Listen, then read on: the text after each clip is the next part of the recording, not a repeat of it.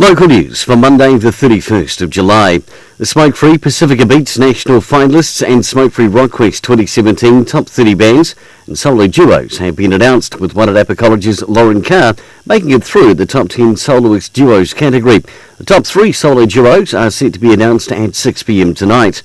Musical success from Smoke-Free Rockquest over its 28-year history include the likes of Broods and Kimbra, Opshop, Evermore and Ladyhawk, and of course also seeing fame the likes of Brooke Fraser, Anika Moore and Big Ranga.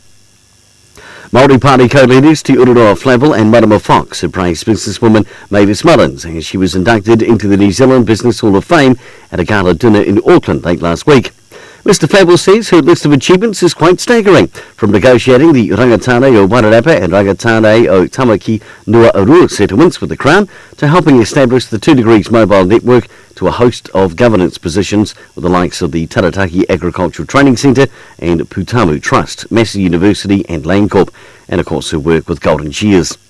And in sport, Gladstone are the 2017 Premier Champions after beating Marlborough 25-12 at Club Rugby Finals Day on Saturday in front of a huge crowd at Trust House Memorial Park.